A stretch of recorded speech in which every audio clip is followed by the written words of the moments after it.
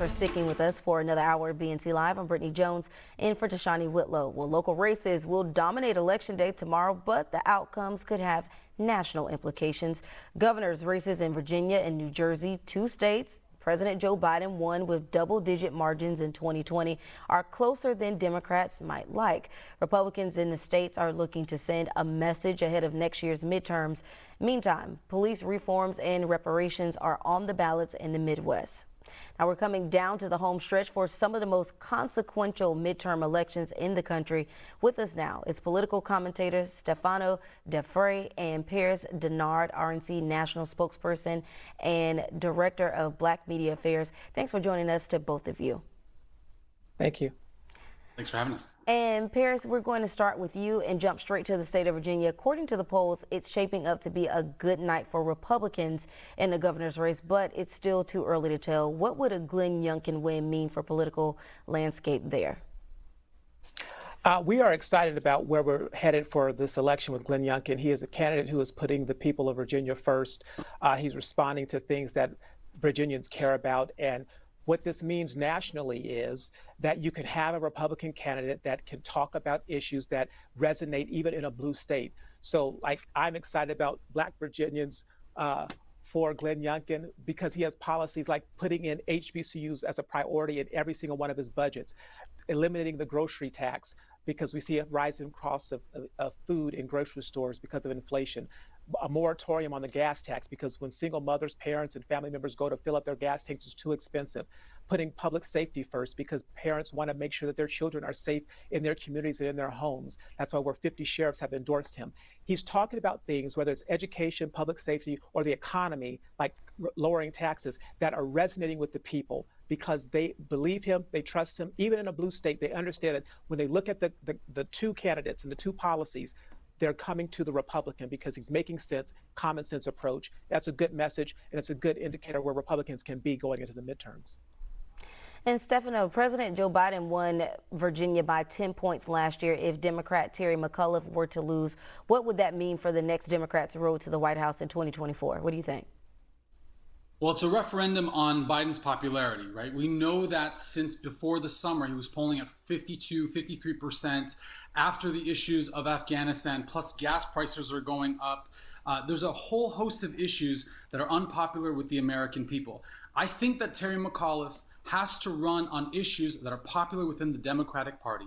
Issues of raising the minimum wage, access to pre-K, access to education, and what that means to different constituents within that state. You know, I think a Republican having that issue, we saw it with the Trump election. We can see that when issues are debated and legislated in debates of who won elections, this will come down to the legislature in their specific particular state and also the governor in charge. So it would be a step backwards for Democrats and for their version of voting rights and democracy as a whole.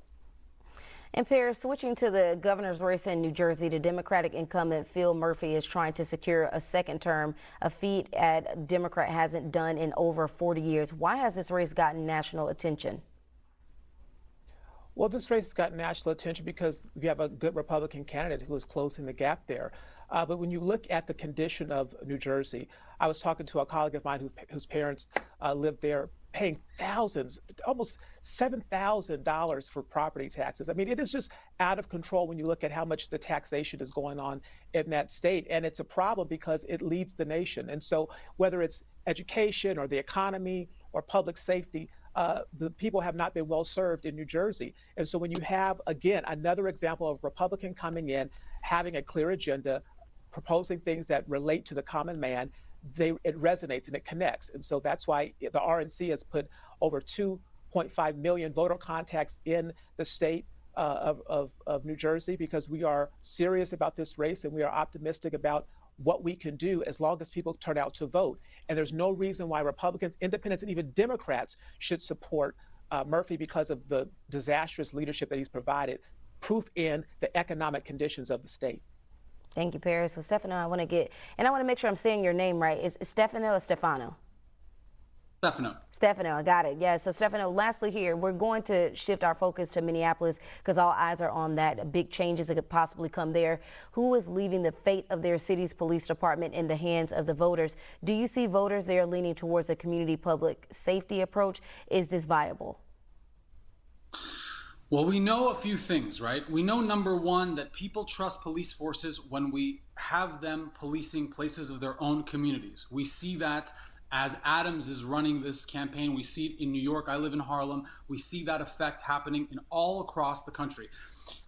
Is it viable? It is viable if the people ask for it and there's a public policy process that is in place. We have to have education of the police, a reform rather than a sense of just a random defunding, a reform of what that means, and having citizens in Minneapolis and in Minnesota feel as though they have a connection, community connection to those police officers, so they feel a trust. We do better with trust when the people come from our communities and we know who they are, we trust them.